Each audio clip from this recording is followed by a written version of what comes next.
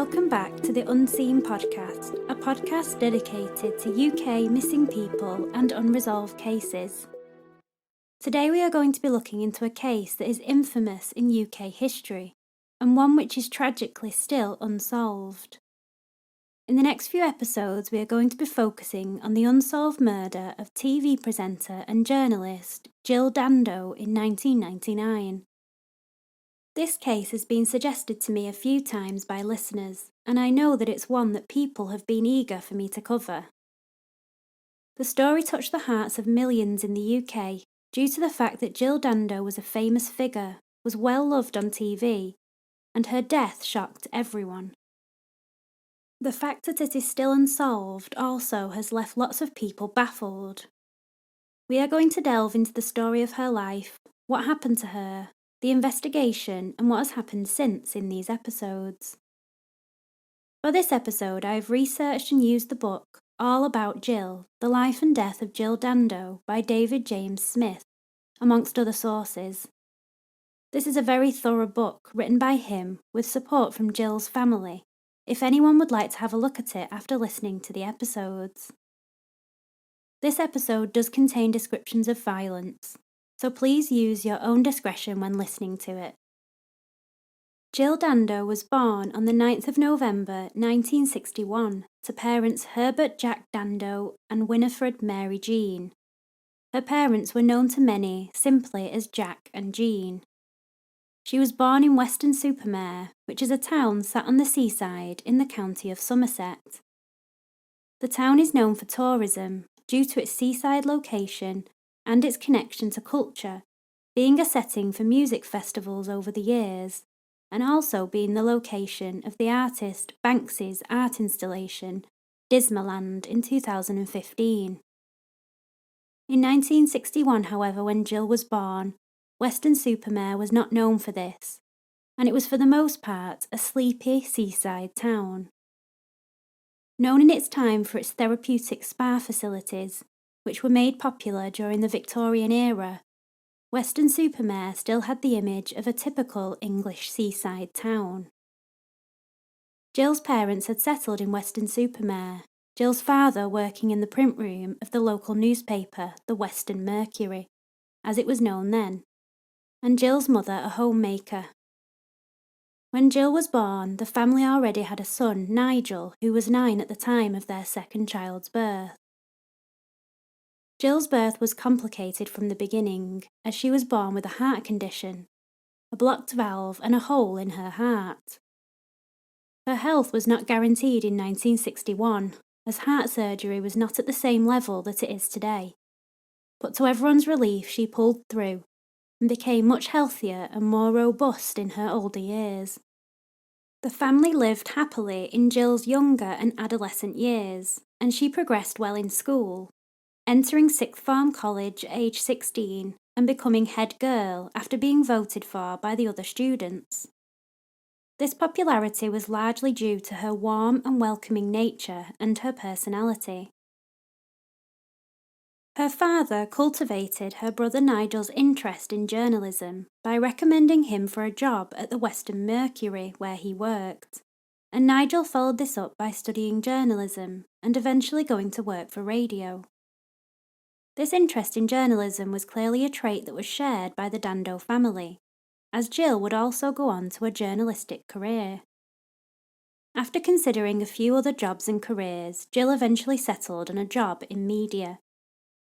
After applying for a number of jobs unsuccessfully, her father helped her to get a job at the Western Mercury where her brother had previously worked.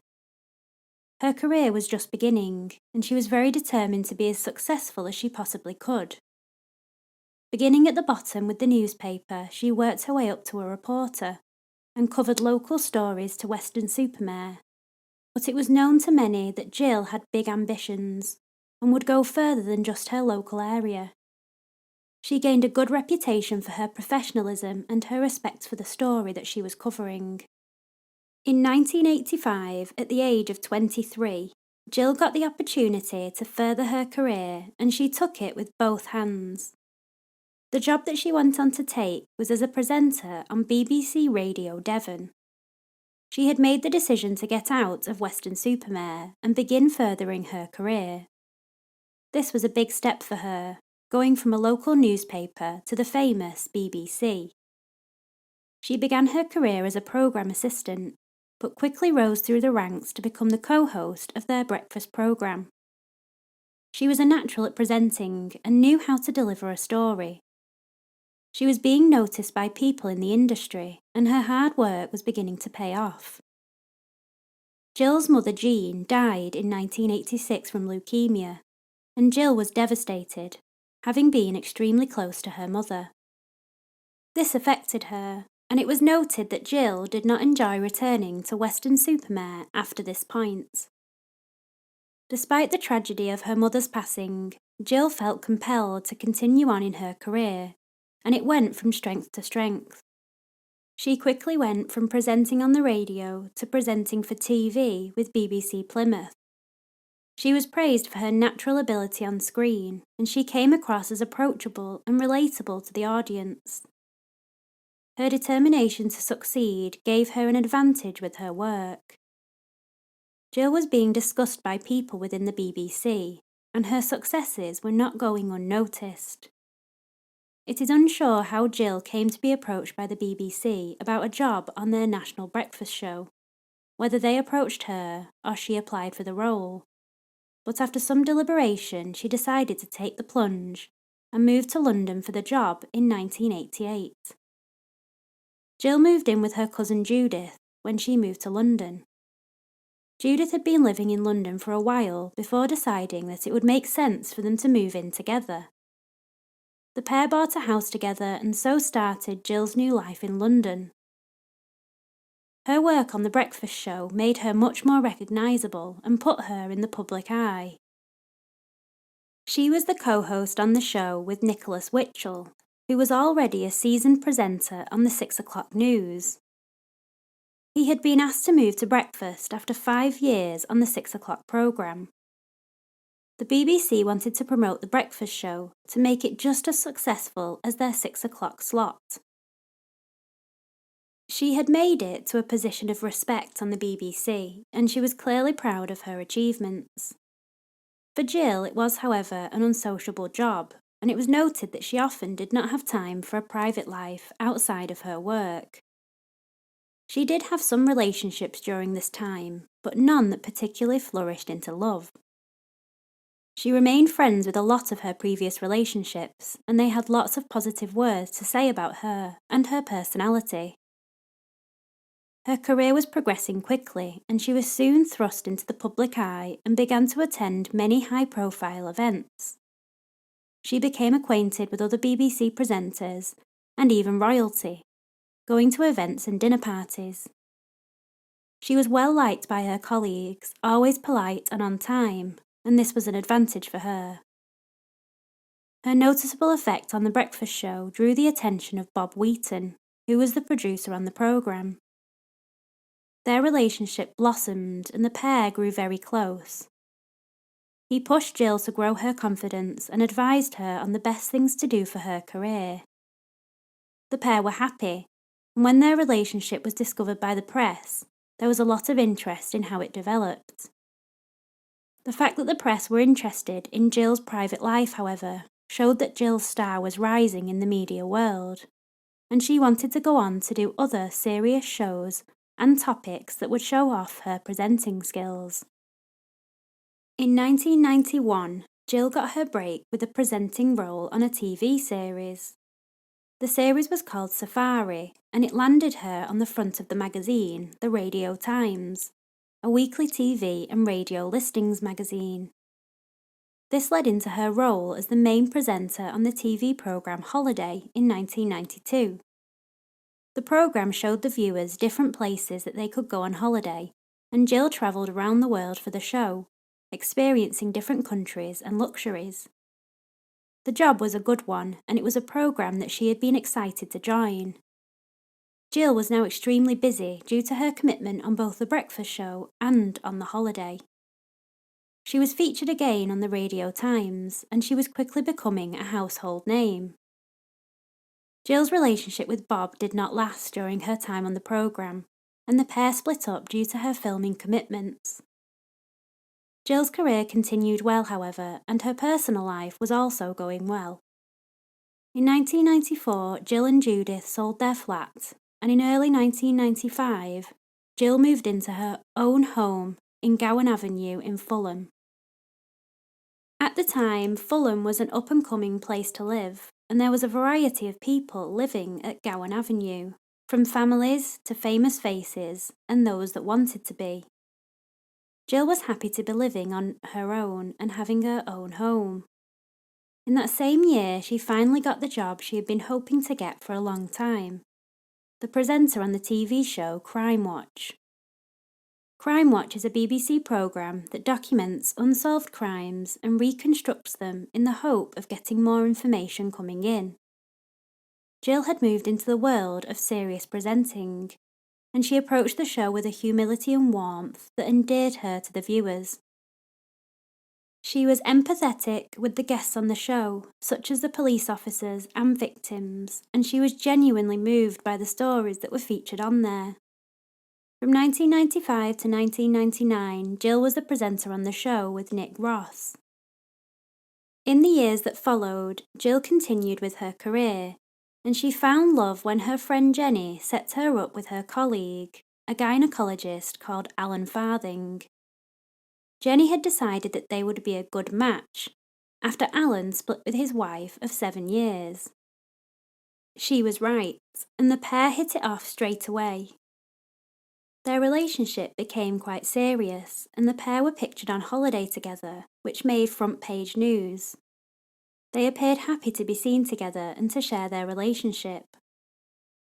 Alan and Jill got engaged in February 1999 and were due to get married on the 25th of September that year. The pair were excited about the engagement and were discussing being featured in OK or Hello magazines. Jill's life was going well, and she was happy about the future. It was only 2 months later that tragedy would strike for Jill and her family and friends. On the 26th of April 1999, the day started like any other Monday morning. Jill had a rare day off from filming and had been staying at Alan's house in Chiswick that weekend. Alan had gone to work early that morning, about 7:30, as he had a meeting. Jill had plans to meet with a friend and attend a charity fashion show at 12:30 that day at the Lanesborough Hotel, but until then she had the morning to do some errands. Jill's day is well documented through the CCTV and phone records that would later be analysed by police. It was later established that she had spoken to a number of people that morning in the process of running her errands. Jill spoke to her friend Jenny at around 9:50 a.m. that morning, and Jill also made some calls to the Prince Edward Theatre to try and get some show tickets. She did not get through either of the first times that she tried to ring that morning. She is then picked up by CCTV at a garage service till at around 10:22 a.m, paying for petrol and some other things. Jill had different things to attend to that morning and did not stay in one place for a while. She next travelled to King's Mall in Hammersmith, which was less than 2 miles from her house in Gowan Avenue in Fulham. She went to a number of shops in the mall, including Ryman's stationery shop, where she bought a ream of paper. She then went looking in a few more shops. It has been assumed she was looking for a fax machine ink cartridge, as she had mentioned that it was broken. She was seen on CCTV clearly after going into several of the shops and then exiting the mall and crossing the road in the direction of her car, which was parked nearby. At 11:04 a.m, she is seen driving away from the mall and driving towards Fulham. She made a shortcut to avoid traffic, and at 11:20 Jill is seen parking her car on Munster Road, just around the corner from her home. She went into Cope's Fishmongers and bought some fish for dinner that evening. At about 11:30 a.m, Jill was seen leaving the fishmongers, getting into her car and travelling back to her home. A call to Jill's phone at 11:31, however, was unanswered. At 11:45 a.m, one of Jill's neighbours, Helen Doble, was walking down the street heading in the direction of Jill's house. Helen knew her to speak to and noticed that her car was parked outside the house in its space. She had thought she might catch her to have a chat, so she looked into the path towards her door. She saw something, however, that would stick with her forever. In the doorway there was a woman crumpled in a heap in a large pool of blood. Helen was shocked to see that the woman was Jill, her keys still in her hand. Helen could see that clearly something awful had happened. She noticed that the gate was closed, and before going into the path, she decided that she needed to preserve as much evidence as she could. She rang 999 emergency services and described that due to the amount of blood, she assumed that she had been stabbed, and she looked like she might already be dead. She also told them confidentially the victim was Jill Dando. She quickly went and got a neighbour so that she wasn't alone at the scene. The neighbour came and exclaimed that she also thought she looked dead, but ran to a doctor's office at the end of the road to get help. The emergency services were quick to arrive at the scene and tried everything they could to try and revive Jill, while onlookers on the street tried to come to terms with what had happened. What could possibly have happened to her in broad daylight on her own doorstep? The crime was brazen and unheard of for many of the families that resided at Gowan Avenue. The police, paramedics and air ambulance arrived, and Jill was removed from the scene to Charing Cross Hospital. Later that afternoon, Jill was officially pronounced dead. This was a murder, and the whole scene was confusing, and there were lots of information coming in due to the nature of the crime, but also the profile of the victim. The police were on the case immediately after the discovery of the crime, and there was a lot of media coverage and scrutiny due to the fame that Jill had nationally. The first thing that was established was that Jill had not been stabbed, as was the original observation, due to the amount of blood. Jill had been shot in the temple with a single bullet at close range. This was even more shocking, particularly in the UK, where guns are not usually used in crimes unless connected to gangs and underworld figures. The police were faced with the horrific crime perpetrated by a person who did not think twice about shooting someone in the daytime in a populated street. Who would do such a thing? The nation was rocked by the crime and could not believe that someone who had been part of their lives, due to her television roles, had been killed so brutally. Many could not believe that anyone would want to do such a thing to Jill Dando. The police themselves started immediately on the case and launched Operation Oxborough, which was the largest police investigation since the Yorkshire Ripper. The police were quickly under pressure to find some evidence that could help in their investigation. They initially investigated any forensic evidence that could be found from the scene, but due to the fact that Jill had been moved by paramedics, it was difficult to establish what the scene had originally looked like. There was a distinct lack of forensic evidence at the scene, despite the fact that the police had all the different parts of the bullet that had killed Jill. They had the full cartridge that had been expelled from the gun. The shell and the bullet were lying on different parts of the front porch. The post-mortem showed that the bullet had entered above Jill's left ear and had exited above her right ear. Her head had an imprint of the muzzle of the gun where it had been pressed against it. This had created the effect of a silencer. The bullet travelled almost horizontally, meaning that Jill and the perpetrator must have been quite low to the ground when the shot had been fired. It was unknown why they would have been in this position. The cartridge of the gun itself was interesting, as it had marks along the sides which was called crimping. This crimping had been done by hand for a specific purpose, but what this purpose was is unknown. It was described as possibly coming from a deactivated and then reactivated gun. A deactivated gun is modified so that it is unable to be fired, but deactivated guns can be reactivated so they are able to be used again.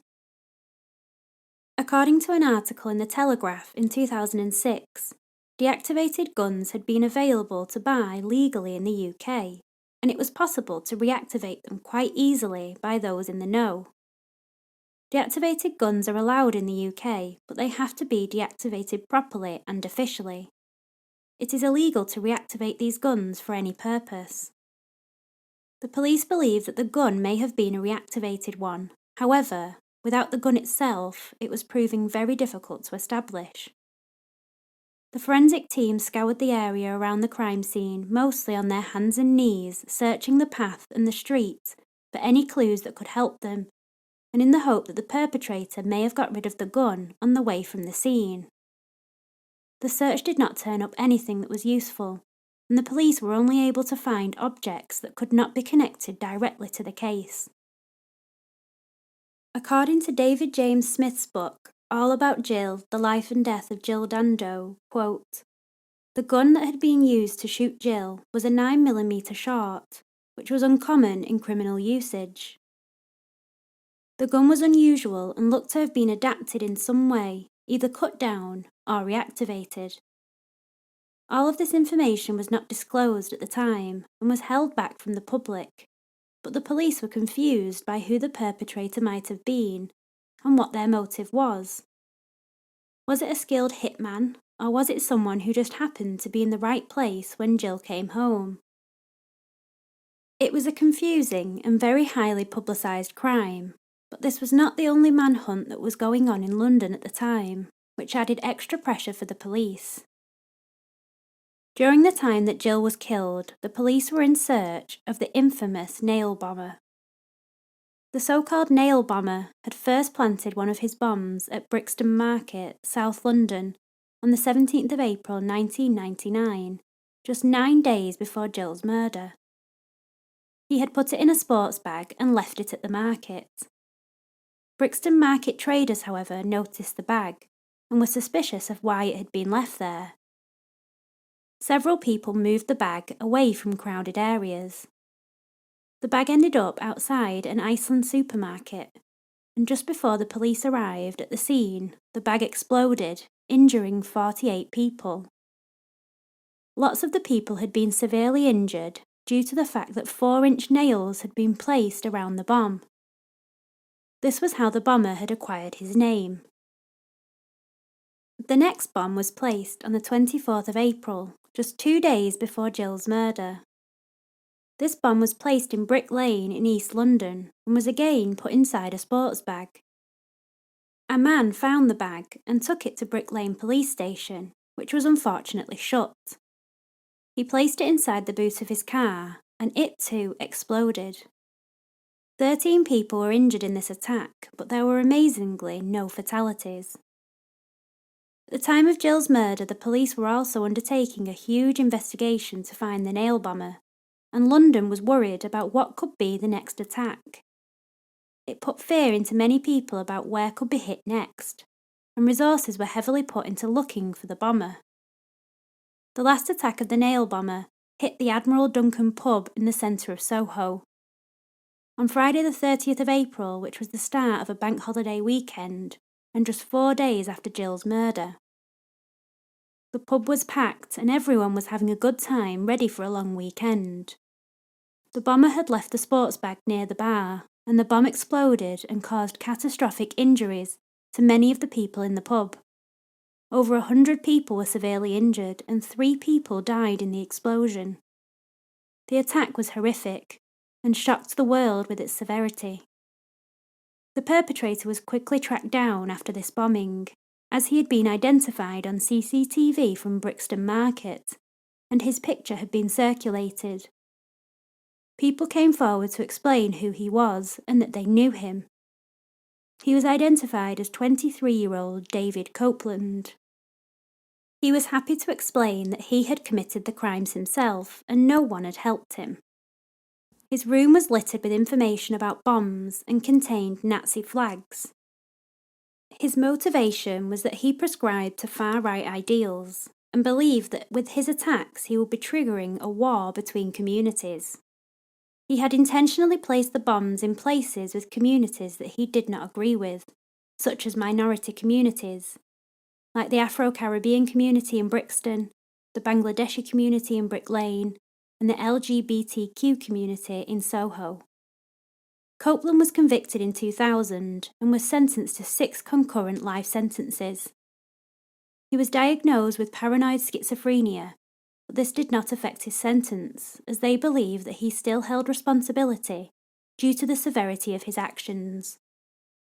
In 2007, it was ruled that he would remain in prison until at least 2049, and in 2011 he lost his appeal to this ruling. This was the backdrop for police as they attempted to find out all the information they could about Jill's murder in the first few days of the investigation. As the forensic search had not thrown up anything that could possibly help them, they had to turn to witnesses that may have seen something that day. It was thought that as the crime had happened during the day and on her doorstep, that someone must have seen something of interest. Everyone in Jill's life was spoken to, and many of her family and friends were ruled out as being anyone of interest, including her fiancé, Alan Farthing, who had been at the hospital that morning, and had only been told about her death at around midday. The first person who emerged to have any important information was her next-door neighbour. This is documented in detail in David James Smith's book. Her neighbour had reported that that morning he had been working from home, when sometime after 11:30 he heard the sound of Jill's car alarm as she packed it up. He did not think anything of hearing this, as he had often heard her coming home. He heard Jill coming up the footpath to her house, and then around 20 to 30 seconds later he heard a scream. This scream did not sound like one of fear to the neighbour, but as though she had been surprised by someone playing a joke. It sounded like someone she knew. He next heard the sound of Jill's gate being closed, which was also noted by Helen Doble when she arrived at the scene.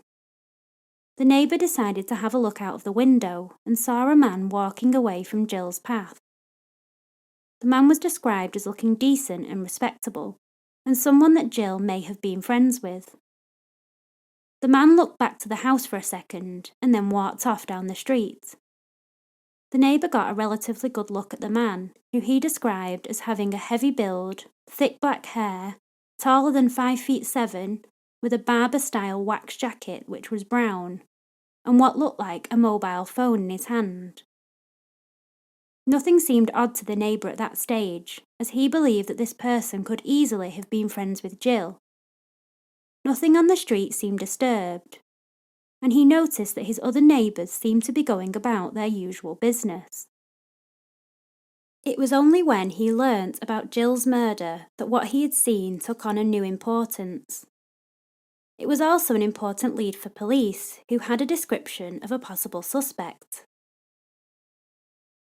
A few hours into the investigation, the police tried to get as many statements from witnesses as possible, but it quickly transpired that despite the fact the crime had happened on the doorstep, nobody had actually witnessed the murder. There was not enough information about the man that was seen leaving the scene, however, to create an e-fit. There were some e-fits eventually released of a man and of a Range Rover car they believed were involved, but in hindsight it was unsure if these were of any help at all. Strangely, the police turned to the programme that Jill had worked so hard on in the years prior to her death, Crime Watch, for help. The programme was happy to be helping the investigation, and they reconstructed the crime for viewers. This episode of Crime Watch created a huge number of phone calls and leads that the police had to sift through in the hope of finding something of importance. Some of the leads came in from people in the general area of Gowan Avenue. Many of these tips describe seeing a man near and around the street before and after the murder. Some of these tips described a man wearing a similar jacket to that described by the neighbour. Others described seeing a man on the phone at around the time of the murder. Some described seeing an unusual car that was not normally parked there. Many of these leads could be checked out, and people were ruled out as being involved, such as a utility worker who just happened to be in the area for a job. Other leads simply did not provide enough information for the police to investigate. They were frankly overwhelmed with information from the public, and the investigators kept going back to the original questions. Who are we looking for? What was the motive, and what kind of person would have committed it? Jill's victimology was difficult to establish as she was such a public figure. It was important to try and work out if this crime was committed as a result of her personal or of her public life. The police were starting to realise that they may be dealing with a stranger murder, which was notoriously difficult to pin down. One of the next things that was considered in the investigation was whether Jill had been followed to the location of her house. It was a puzzling part of the crime, as how did the perpetrator know what time she would have arrived at her home? The investigators began to look into CCTV cameras in the areas she might have been. It was a tough and long-winded job, as they had to check around 500 hours worth of CCTV footage and around 191 cameras.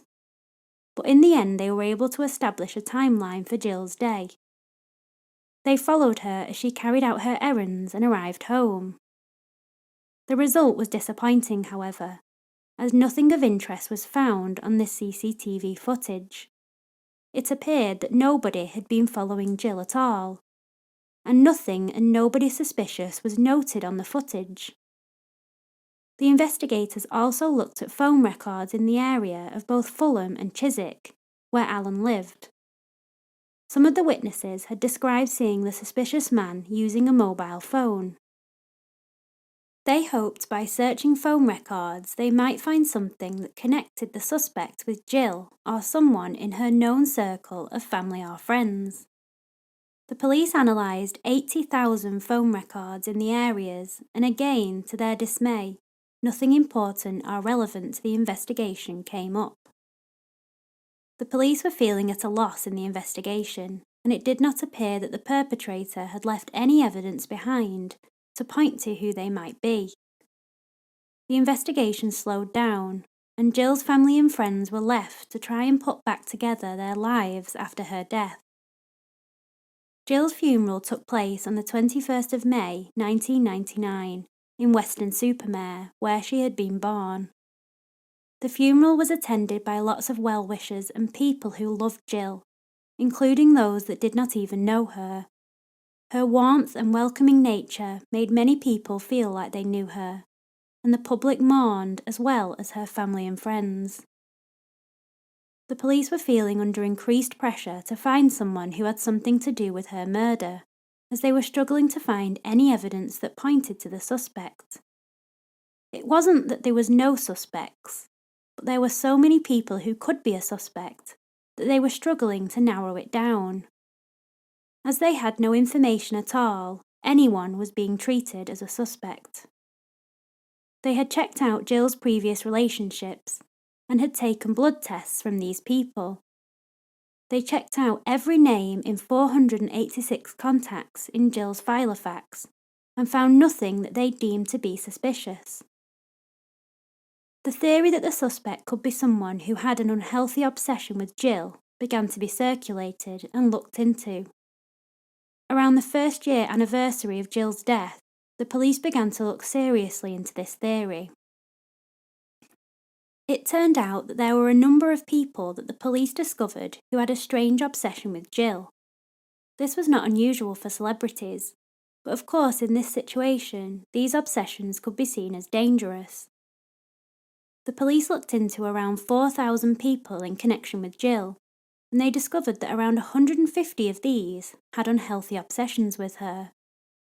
It was reported that one man had tried to take over her BT account to gain access to her phone records. Another man had tried to look into her utility account, and another had hundreds of pictures of Jill on his computer. The police also looked into people in the area that had been arrested for other crimes and either resembled the EFITs or had a connection to the Range Rover seen in the area. A number of people were interviewed, including one man who was one of the only other people that was arrested for Jill's murder.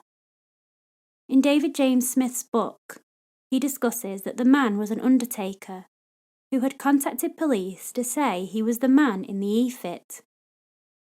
He said he had been driving around the area at the time of the murder.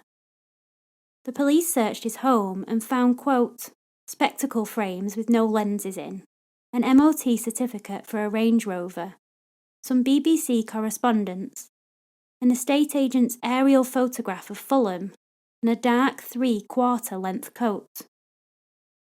It turned out that the man had a history of confessing to crimes and had been convicted of making a false claim for reward money. The man was taller than the man in the e-fit, and he had described that he had been driving in his hearse, which was not spotted at all on CCTV. His story did not match. The police investigated a number of other suspicious people in the area and found none that matched what they already knew. The police were clearly looking into the theory of an obsessive stalker, and this would be what led them to look back to the original information they got in the early part of the investigation. This led them to look into a tip that came in about a man called Barry Michael George. His name was reported by HAFAD, a disability and housing charity, a number of times in the early days of the investigation, due to the fact that he had come in during the week of Jill's murder and had been very suspicious and been very agitated with staff. They knew his name as Barry Bulsara. When police cross-referenced his name, they found it to be Barry George. The police knew that he had convictions for a sex attack in the 1980s and a strange event in which he had turned up at a royal palace with a length of rope and a knife. His intentions were unclear. People in Fulham were aware of Barry George's problems and reputation for living in an almost fantasy world where he took on different aliases and different names and believed he was related to different celebrities. The police began to look seriously at Barry George and his ability to have committed such a crime. At the time of learning of his name, there was not much to connect him and Jill, aside from the fact that he lived only half a mile away. Could this be the man who had murdered her? The police believed that he could be, and began to tail Barry George and investigate his life. As it would turn out, Barry George was not necessarily the man that they were looking for, but the lengths that the police went to try and establish his guilt has always been a huge part in the narrative of Jill's murder. Next time on Unseen, we will look at the investigation into Barry George and what happened next in relation to Jill's murder. I hope that you have enjoyed today's episode and come back to listen next week. The book that I have read and found immensely interesting in this case is all about Jill, The Life and Death of Jill Dando by David James Smith. I would very much recommend this book if you want to find out even more detailed information about the case. I have put all the information for sources and important articles in the episode notes. Please let us know what you think about today's episode. We always appreciate feedback. If you enjoy the show and want to help us further, please subscribe, rate and review us. Any 5-star reviews we receive, we always shout out in the show, so if you find the time, we would really appreciate it. If not, please just share us with your friends or anybody else you know that listen to podcasts. We are on Twitter, Facebook and Instagram, and like to connect with any listeners on there.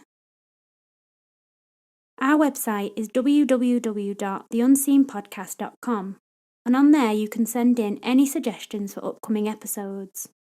You can also send them in to us on social media. Our coverage about Jill Dando was suggested to us by Fiona Griffin on Twitter, so thank you again, Fiona. We hope to have you back next week, and as always, I'm Caprice, and this has been Unseen.